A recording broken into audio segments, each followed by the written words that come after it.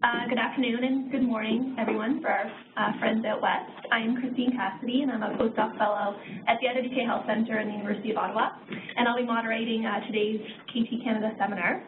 Just a reminder of the format, Dr. McIsaac will present for approximately 45 minutes, and then we'll have the remainder of the time for questions.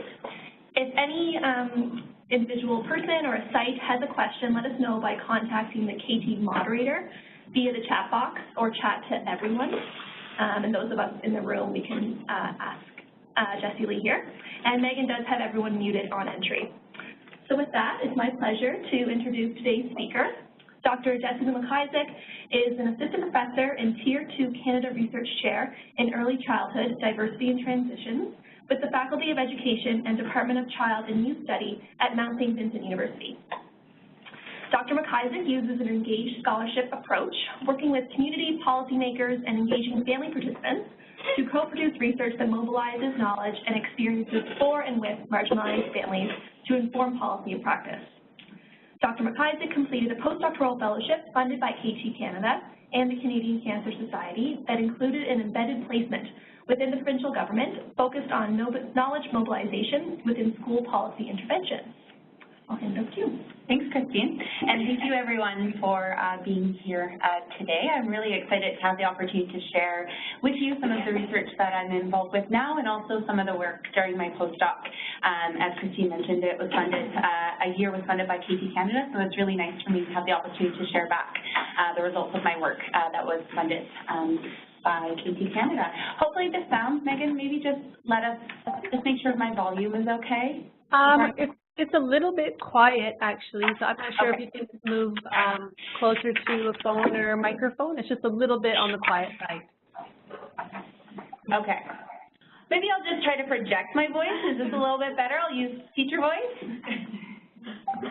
Yeah, it's a bit better. It's a little bit quiet, but it's better. Okay, sorry, the mic is in the ceiling, so I'm not sure how closer I can get to it, but we'll try to navigate things. And if at one point I'm really not loud enough, maybe just stop and we can try to call someone to troubleshoot. Apologies to everyone in the room for drowning you out and shouting at you. Okay, so today I'm going to go through, as I said, some of my work during my postdoc and share a bit about sort of my plans in my new CRC position at the Mount. I am just entered year 2 of the CRC, so my research is really still developing and building to support child well-being in Nova Scotia, but it really is leveraged from the work that I did during my postdoc at Dalhousie with Dr. Sarah Kirk and Dr. Barb Riley, who's at the University of Waterloo.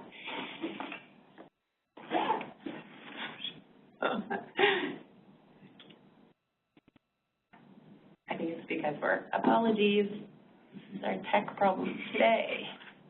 I just need to click off. Okay, so the objectives of my presentation today are as displayed on the screen. So my work really focuses on research partnerships. And I use a variety of different approaches that I have. So I'm going to do some definitions of what I mean by a research partnership through integrated knowledge translation and an engaged scholarship approach. And then I'll go through some results of work that I've been involved with to describe some of the contextual factors that I found that have influenced the development and sustaining of research partnerships and ways and actions that I've identified as ways to support research partnerships in research.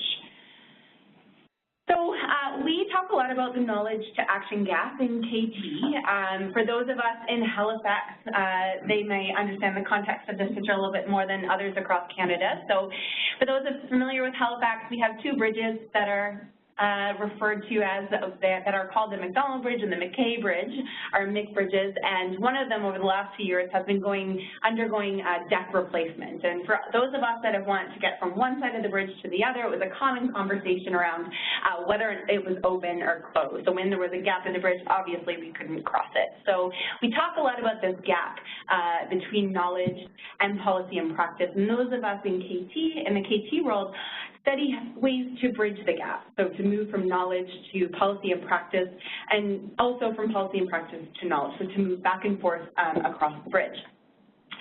So we talk talk a lot in KT about why the gap exists, and there's two ways of thinking about the gap. One is that it's a problem of knowledge transfer. So the right practice is not happening because the knowledge is not communicated in the right way. So what we might need to do is adjust the ways that we communicate information to ensure it effectively is transferred to the intended audience. Another way of thinking about the gap is that the gap exists because of a problem of knowledge production. So it's not that the message isn't communicated right, it's the fact that the research itself or the information or the knowledge is not the right kind of knowledge that will solve the problems that users may have. So we aren't asking the right kinds of questions, and we're not considering the needs of our knowledge users in the creation of research. And in fact, in KT, we often think about both problems happening at the same time, and in CIHR there's a lot of talk about integrated knowledge translation and end-of-grant translation, which really tries to bring both issues of problems together. So in the work that I do, I do think more about the KT gap existing because of the problem of knowledge production. So thinking about it in this light, really kind of thinking about getting research out there is only the first step. So actually thinking about how we can actually create relevant research is really quite important, and that brings both the School of Scientific Knowledge together and also practical knowledge together in the co-development of research. So as I mentioned, CIHR often uses the term integrated knowledge translation to refer to the dynamic and collaborative exchange of information through purposeful interactions between researchers and knowledge user. So it's expected that knowledge users, end users are engaged throughout the entire research process so that at the very beginning they're involved with the development of research questions, the way that the research is conducted to ensure it's meaningful and respectful of the user's context, and then also in the development of the communication plans when the results are found nearing the end of the project. And it's expected that by doing that, by engaging end users throughout the research process, the results will be more relevant to users and more likely to be used to influence policy or practice change. And although CIHR and many other funding agencies are advocating for this to take place, there's actually little published research about how you actually do it. So what do we do, what do we need to do to implement the IKT approach, and how does that actually influence policy and practice decisions? Another way of thinking about knowledge production and different ways that we can talk about working with research, with knowledge users, is through a lens of engaged scholarship. Engaged scholarship and integrated knowledge translation are sometimes used interchangeably, but I'll present a slide next that will kind of talk about some of the differences and nuances between the two approaches.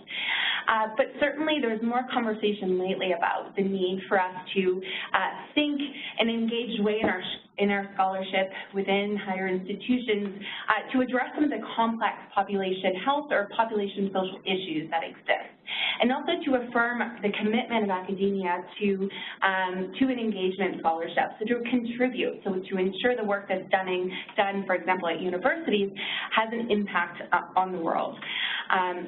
And again, the result of doing research in this way, using an engaged approach, is issue-driven, context-sensitive, and research that is more likely to be useful in policy and practice. And it really is, engaged scholarship talks a lot about authenticity and really focusing on a real authentic partnership where there's a co-production taking place, and it's supporting the advancement of both theory but also practice. So as I mentioned, there are sometimes engaged scholarship and integrated KT are used interchangeably, but for those of us, especially academics, that like to talk about terms, sometimes there's important nuances that we should just reflect and consider. So integrated KT is certainly one that's well adopted in health research, particularly in health and biomedical areas.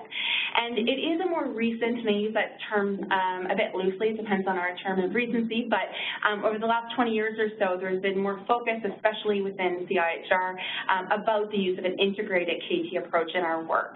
And it is about engaging knowledge users as partners in the research process. But it does have that sort of scientific bent and assuming that there's sort of one way of going about research.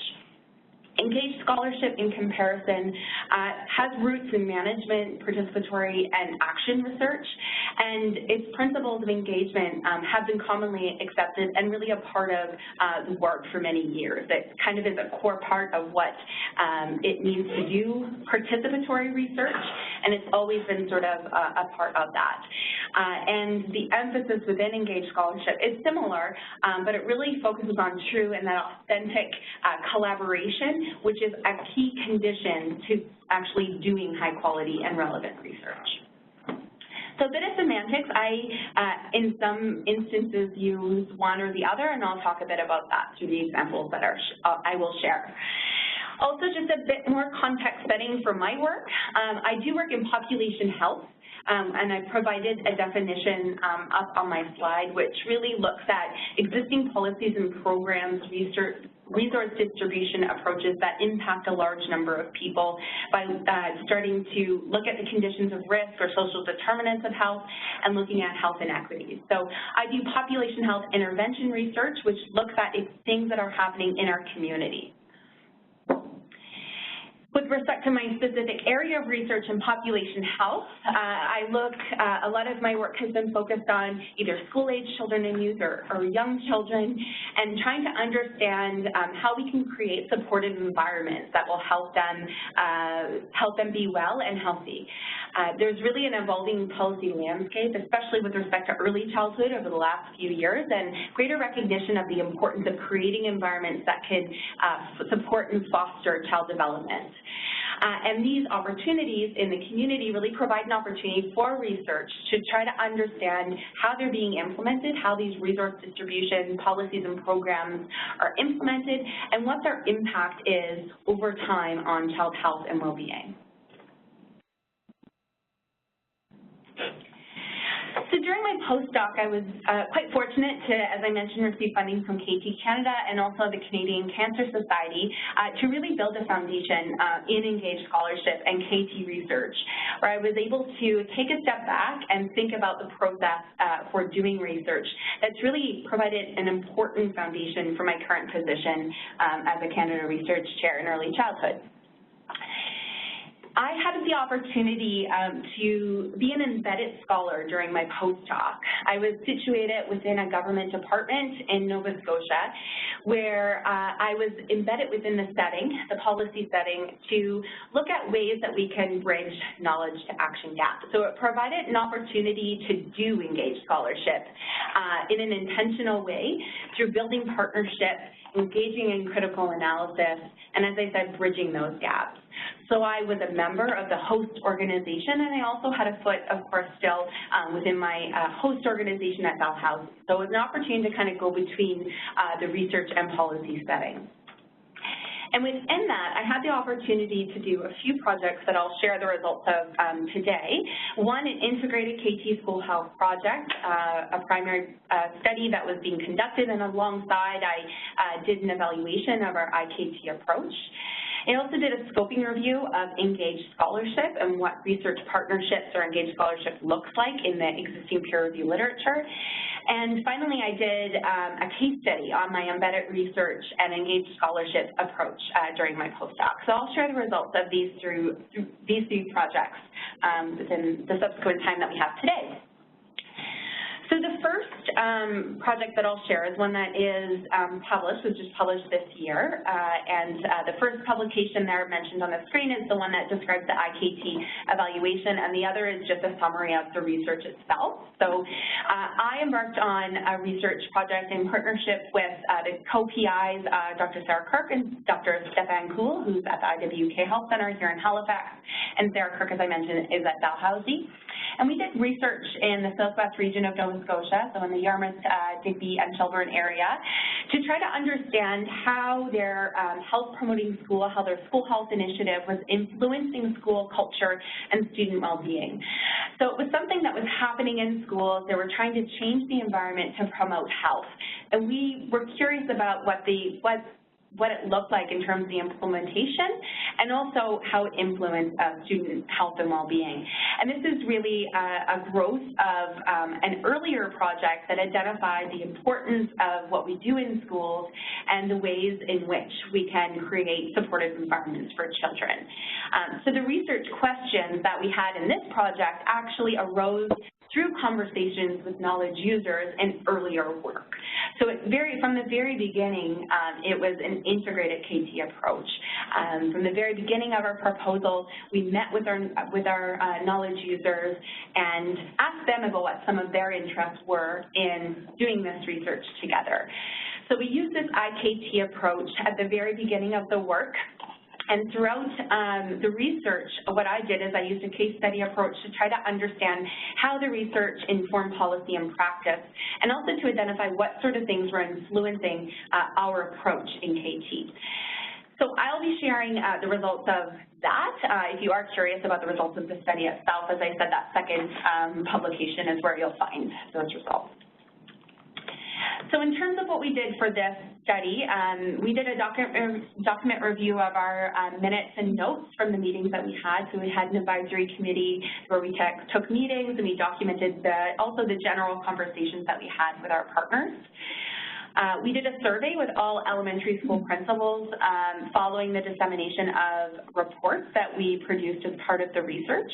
And there were 18 schools that took part in the research, and that encompassed all the elementary schools in that regional center for education. So it was a population level study, so all elementary schools took part. And then we did some interviews with the IKT research team, which included knowledge users, but also researchers.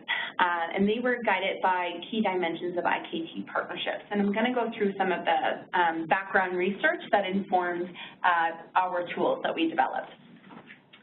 So first, Kelly Skinner, who's at the University of Waterloo now, during her PhD, did a lot of work in developing a knowledge use survey. It's a really user-friendly way of trying to identify the way that knowledge is used. And some of the things that we were really curious about in our knowledge use survey with principals is upon receiving the school report that we produced as part of our knowledge translation strategy, first, whether or not they knew it existed, and also subsequent to that, if they knew what to do with it, if they actually understood what it meant, if they discussed it with other people, and if it actually influenced action, so if it influenced change within their school environment. And then our interviews with our stakeholders, the researchers and the knowledge users was informed by Anita Kathari's work looking at IKT and specifically the dimensions of IKT. So in a publication in 2011, they broke down partnership indicators that are common across all projects, as well as some that were early indicators of partnership and more mature indicators of partnership. And the indicators that I've folded are the ones that we were particularly interested in, and that's because we did the interviews before all of our publications were actually finished, so we really wanted to study more the process of doing IKT. So the results of our document review is really kind of the development of this logic model that really kind of described what we actually did and what our goals were in the IKT approach that we used. Which is really important because we don't often in published research talk about what it is that we're actually doing to develop the partnership. So one of the very first things that we did is formed and met with our advisory committee. We had regular meetings which encompassed local partners within the Regional Center for Education and the Health Authority, as well as provincial government partners. We regularly met with local partners as well. For those of you that are from Nova Scotia, Yarmouth, Digby, and Shelburne is about 3 hours from Halifax. Depending on weather, it can be more. So it was really important that we both met with our partners in the area and also had them come to Halifax to get to know us a little bit more and get to know our team in that context as well.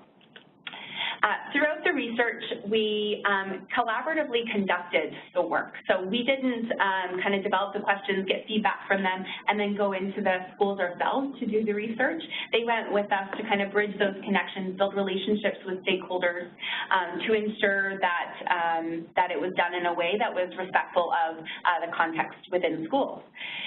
We also contextualized the findings. So after the research was conducted, we worked with our partners to make sense of what was coming out in the results, to better inform our research papers, and to also help to inform the work happening at the regional level, so to inform policy and practice.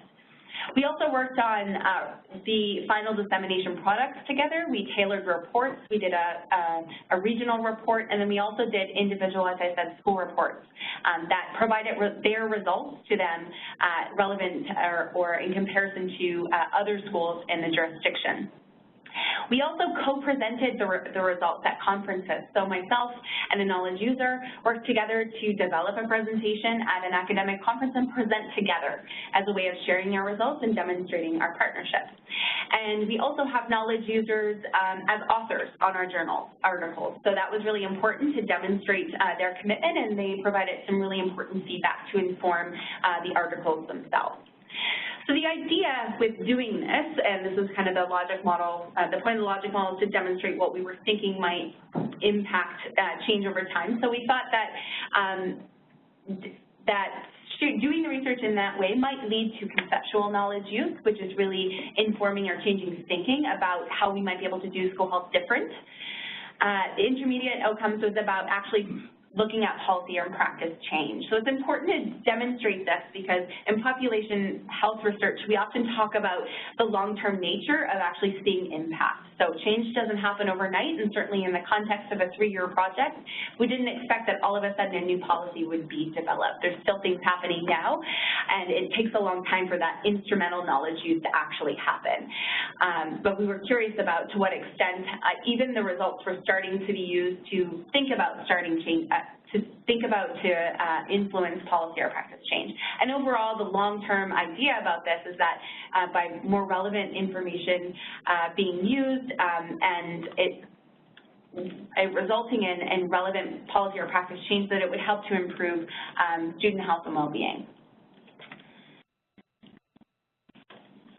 So how were our results used by principals? So as I said, there were 18 schools that took part in the research, but in another important context to the work is that there were about half of our schools that were sort of like intervention sites. So there were half of the schools that were already implementing a health promoting schools approach through support with the Regional Center for Education. So their intentionalness was really important to note when you look at actually the results in terms of how many people were aware or used the report to influence change. So, you know, about half of most of them were aware of the report, but only about half of them actually used it.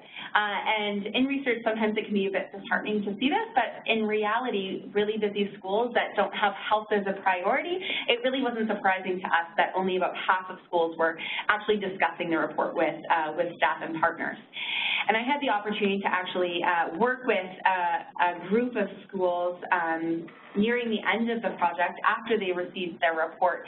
And those schools that were implementing the health promoting schools approach and already sort of adopting this model, the ones that were discussing the report and using it, it was really nice to see that actual change happen. So it was helpful to see those things happening, even if the numbers are smaller than perhaps what we might anticipate.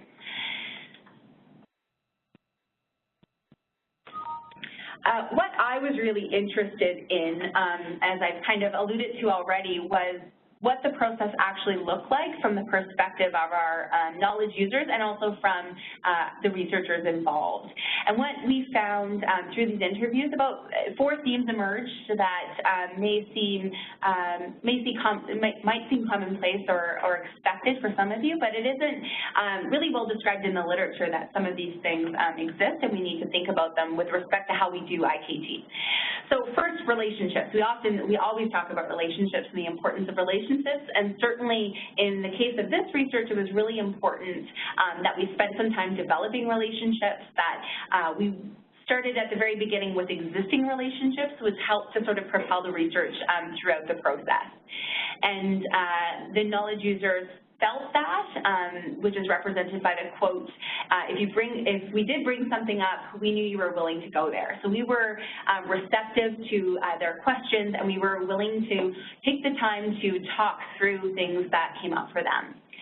At the same time, because we are in two different worlds, in the research world, with different timelines in comparison to what happens in schools, there were often competing priorities. So the reality of the pressures that exist within schools, and this is one of our knowledge users saying, you know, it wasn't about throwing up roadblocks, although it may have felt that way to you.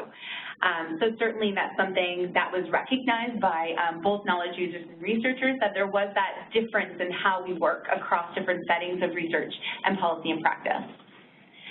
Role clarity was really important. We spent a lot of time at the beginning developing terms of reference, and that constant and that quote up on there kind of demonstrates that. It was helpful getting that constant update of where things were happening and where we were at that point. So it was really important that we had those ongoing meetings with our partners to define roles and to clarify where we were at with different aspects of the project.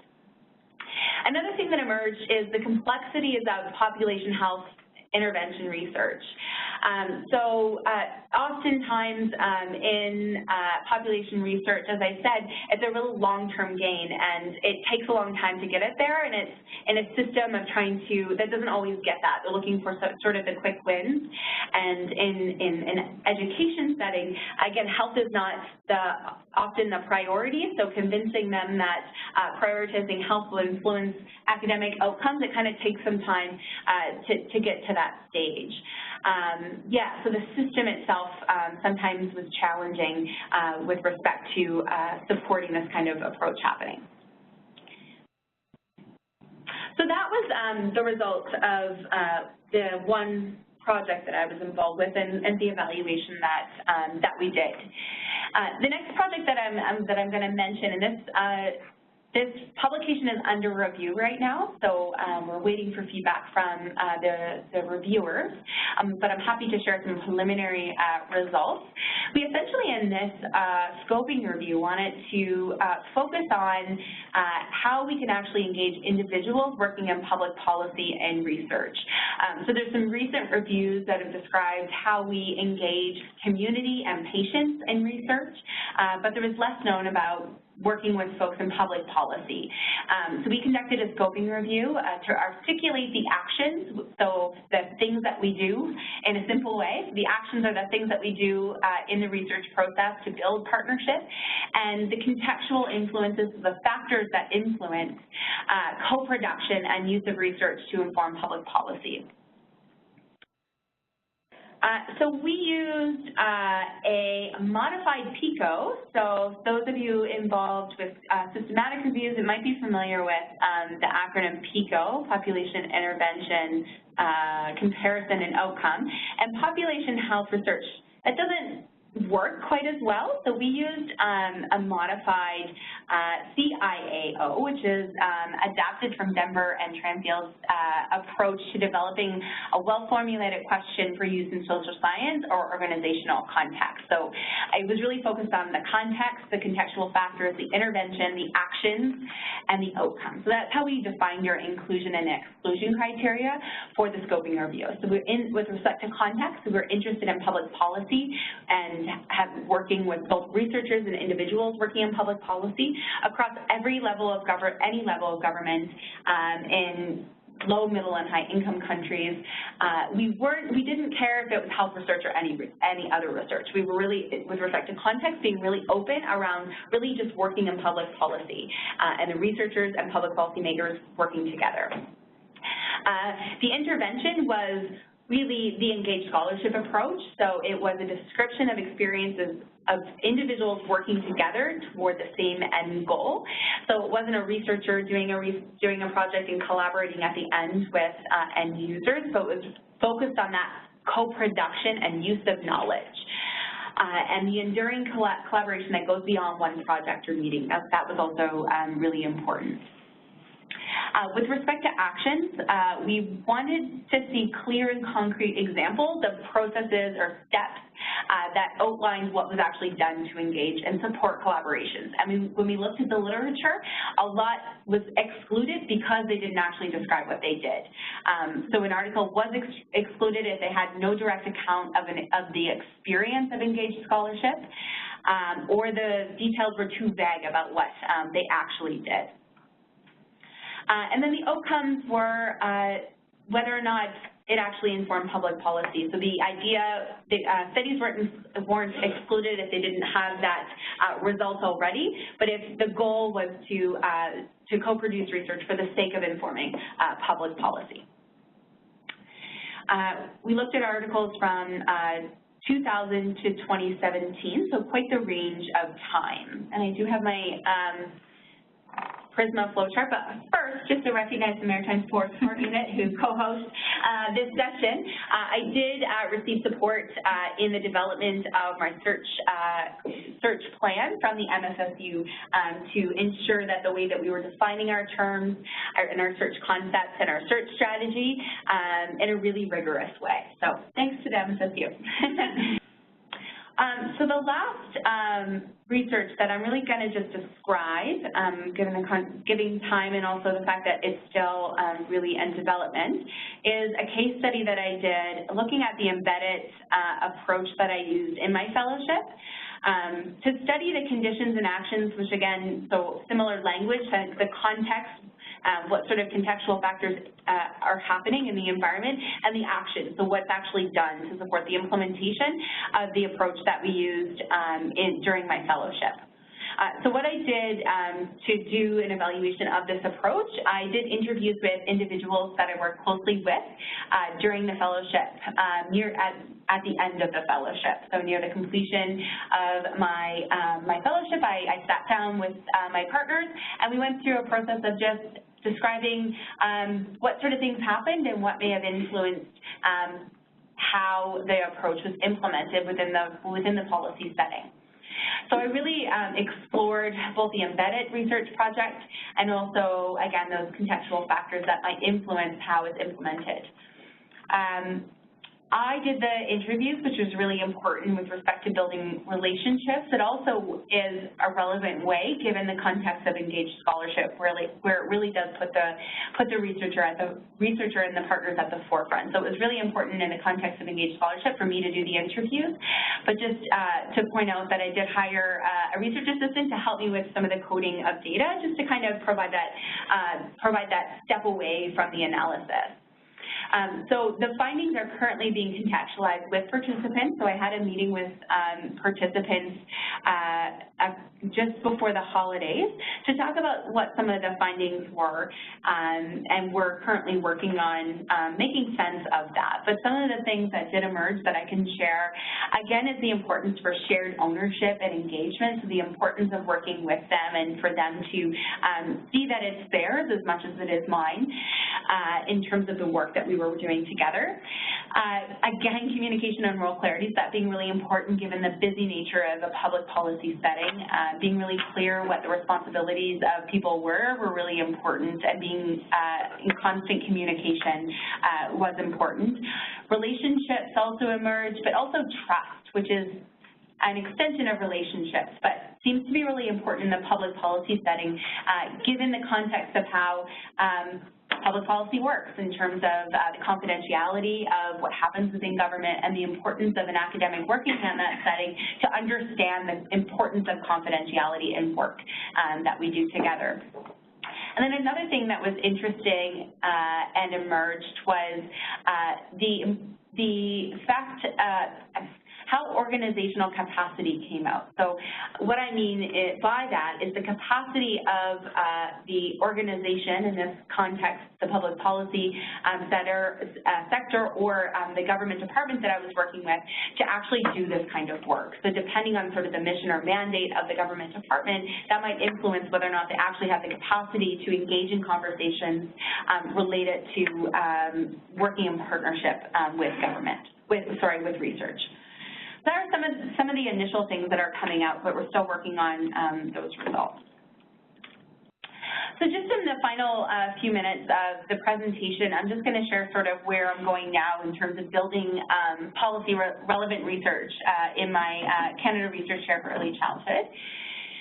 So as I mentioned, there's really an evolving policy landscape in Nova Scotia that's providing greater recognition of the importance of early childhood development, which has led to greater investment in government, from the government and policy approaches. So it's not just in Nova Scotia, it's really happening across the country, especially with respect to some of the recent federal provincial bilateral agreement funding, which means that, which has resulted certainly in more investments here in Nova Scotia in early childhood education and care, and it's the case really across the country as well.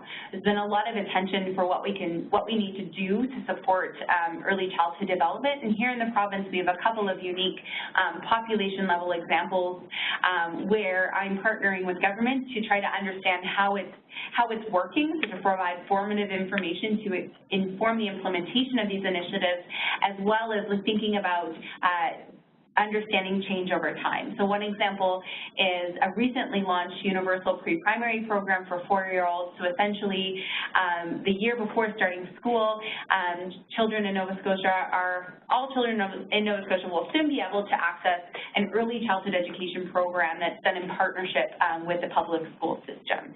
So it's a really unique opportunity, a change within the system, within the education system, and an emphasis on the importance of early childhood education and the impact that can have on child development and impacts over time as well. So the goal of my program of research, which is led through the Early Childhood Collaborative Research Center, is to enhance well-being during early childhood by ensuring that policy and practice supports families that experience inequity. So I do my work in partnership with community policymakers and by engaging families to co-produce research and mobilize the knowledge and experiences that everyone has, both for and with families, to inform policy and practice. So really leveraging family voice is a really important part of the work that I do. So there's sort of 3 pillars of my research program. One, which I talked a lot about today, the engaged scholarship approach. So ensuring that my work is co-produced and co-developed is really core to work that I do. As I mentioned, the population health intervention research lens, so studying things that are happening out there in terms of the implementation and as well looking at impacts over time. And then the mobilizing experiences of families is a newer opportunity for me in my research to think about participatory methods and ways of engaging families to have that first voice perspective of their experiences in navigating systems to support young children, and also their experiences of some of the policies and programs that exist that's intended to support them and their families. So just some concluding thoughts from me. It's engaged scholarship or integrated knowledge translation, whatever term you decide to use. It does really offer a unique opportunity to address some really important and emerging complex issues that are happening with respect to population health. That's kind of my lens. It offers an opportunity for us to think differently in research about the work that we do to ensure it's meaningful and addressing the knowledge needs of people in community. Engaging in this kind of work, however, it does require a commitment, and it takes time to build and maintain relationships. And those things can be difficult when our academic success is really measured by things like publications and grant capture. So it can be really tough, especially for new scholars or emerging scholars, to spend time to develop relationships and trust with partners. I feel that I'm quite fortunate that I've been able to build relationships really from my PhD into my postdoc.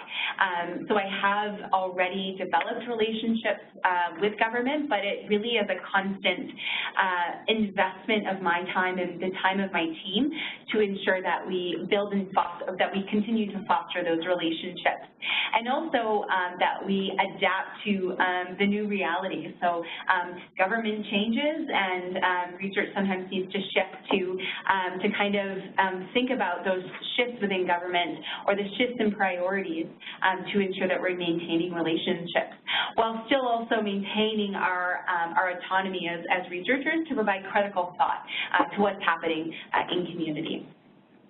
And I really, and certainly a result of my scoping review that I did, we need to know more about how we actually do this work. And I think those of us working in the field, I would encourage us all to think more about how we can actually publish the process of this collaborative inquiry, so that we can share what we're actually doing and what's successful and what's not, to help us all understand how we can do it better and how it will support improved production of research or knowledge and better use of these results to actually influence policy and practice change. That's it from me. I'll leave with my little guy looking out into the ocean in Cape Breton here. And just to finish with thanking my funders, so during my postdoc, KT Canada and CIAO and the Canadian Cancer Society, and also recognizing that the work that I do is undertaken right now in part thanks to the Canada Research Chairs program. Thanks so much for your time.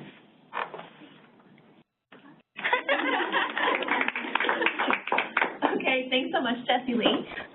We'll now open it up for questions. So those of you online, if you do have a question, you can ask it in the chat box, either directly to the KT moderator or chat to everyone. For those of us in the room, does anyone have a question for Jessie-Lee? You can think, and I'll get started. You mentioned that population health research is really focused on that long-term gain. Change doesn't happen overnight. And do you have any plans to investigate that instrumental knowledge use and see if anything change did happen with that first project that you mentioned? Yeah, so changes in thinking, yeah, absolutely. So so with respect to, the conceptual knowledge or the instrumental, I mean, it takes a long time for things to happen. So Sarah Kerr, my current supervisor's work, is really building on some of the results that really came of that project and in partnership with the school system. So I wish she was here to tell you a bit about her work, but absolutely. So there's been a lot of change. I think there's always lots of change in the context of systems, and certainly in the education system there's been a lot of flux and change. But Sarah's research continues to look at how we can actually change policy and practice to support health promoting schools. I would say absolutely, and that's almost a commitment with this kind of work, is that it's not something that you can do and wrap up in a bow and it's all done. It's kind of that constant commitment to going back with the sector and working with. And it doesn't also happen, the logic model is nice and clean. That was one project. It's really, logic models are kind of sometimes a difficult way of presenting what actually happens, because it's a lot more cyclical, and that, it's not just one project that's going to influence that instrumental knowledge use, but it's additional projects that will help to influence change as well. So more knowledge, more understanding of how it works, more investment in resources can kind of get us there to achieve that overall long-term outcome. Thanks. Can we see online if there's a question? Oh, yeah. How do we do that? I need to exit your slides and then go to the chat box. It should be on yours. If there is any chat.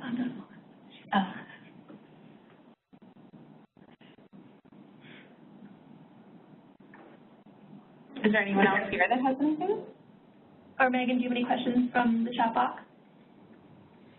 Hi. No, I haven't seen anything come in yet. Thanks. Okay. Yeah. So you were talking about encouraging people to think about how they can publish their process, so that you can hear how people are actually doing it. Did you guys try looking at any sort of gray literature or other types of non-peer-reviewed communication, whether or not different research collaborations talked about their process in other forums? I just want to check to see if those of you online heard that question. I could just summarize? Yeah. So the question of just whether or not we're also looking in gray literature on the process. For the purposes of the scoping review, just because of the sheer volume of the amount of peer-reviewed literature at our first glance, we did focus on the academic peer-reviewed literature, but you're right that I think there's other ways that we can learn. I just don't know if, what I find, and I've kind of included gray literature in other work, it can be really, it's more difficult to actually search and find, but certainly I think there is some of that. I just don't know that it's quite as accessible or summarized even in the way that some of the peer-reviewed literature is. Yeah, I think that could be a study in and of itself, is just to look at the peer-reviewed literature. Or sorry, the gray literature, yeah. But I still don't know that there's enough that really talks about what we're actually doing. It's often about sort of what the results of the project is. You know, even sort of quick searches throughout my postdoc and trying to learn about this, I didn't see a lot about the process itself. Yeah. Still a gap. It is still a gap, yeah. I really do feel there is still a gap even in the gray literature. And just with respect to, I thought your question was going in another direction about the receptivity of journals to actually publish these kinds of things. And I do feel like we had really great response from the journal that we ended up publishing in. And I do feel that people are wanting to know this kind of information. It might just depend on the type of journal that you apply to, but certainly it's, you know, it's not just me that's calling for this. There's a lot of other people across Canada, certainly the KT Canada community. I think the focus of the next scientific meeting is on integrated knowledge translation. I saw that with KT Canada, so there's a lot more interest in it, and therefore I think we all need to kind of do more on publishing what we're actually doing to inform one another.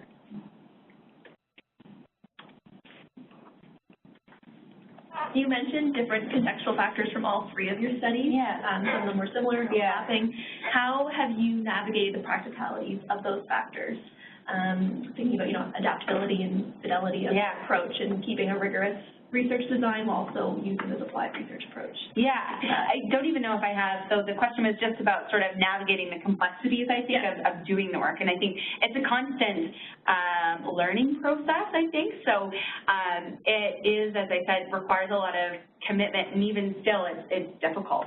And certainly when sort of priorities shift and new opportunities come up, it can sometimes be a really good thing, but also doing the things that I need to do, like publishing in partnership with government, can be tough because some of the natures of the way that government works in terms of the confidentiality and those things, and also really wanting to maintain relationships with people, so not wanting to publish something before I've had the opportunity to share with government what this means and what the results are that I'm going to be releasing. So really making sure, I think that maybe is one thing in terms of developing relationships, in terms of things that I've learned is not surprising anyone with a publication that they didn't expect, and that being really important in the work. Not hiding anything, but just really ensuring that they're just aware of what the results actually say.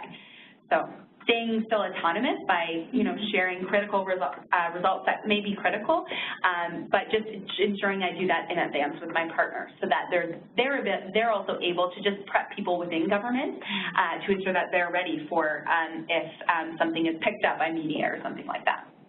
And that's something I did learn the hard way as well. So I think we all learn in different ways, and I think that's important to just, you know, it's a process, and I think it's certainly something that I'm still learning how to negotiate and navigate. Anyone else in the room online? Well, you did a postdoc in knowledge translation, which many of us in this room and online are interested in. What's one thing that you learned from that embedded provincial government position and your KT work that you took forward and is kind of most useful in your CRC? Oh, geez. Other than these relationships you've been building. I would say that, but if I'm looking at something else, I would say I think finding, and this is something that I know you guys are doing here in Nova Scotia, but finding like community to talk about the work in non-formal ways too is really important, because I think the more that you kind of talk to others about their similar work, even if it's a different context, it just provides an opportunity for you to kind of brainstorm and also just to know that you're not alone in some of the challenges that you might face. So the KT Canada community provided that through their summer institutes. It was really great to kind of be surrounded by other people working in the field. Although our contexts were different, we were still able to kind of share and learn from one another. And then also having something local here. There's the room full for those of you that aren't here with us. So it's, you know, it's really nice to see there being a growth in the KT community here in Nova Scotia, and I think that's similarly happening across the country. Great. Was someone trying to say something?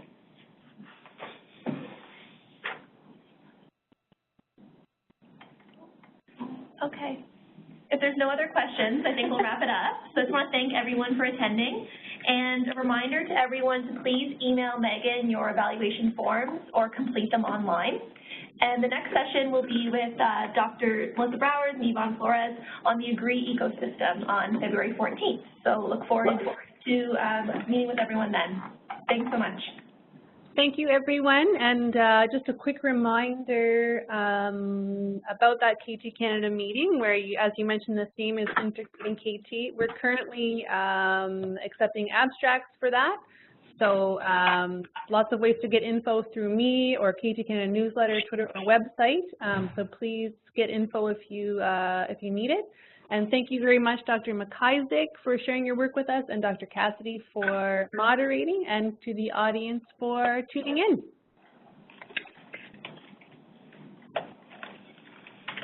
Thanks. I don't know if we're still recording here, but I'll ask that.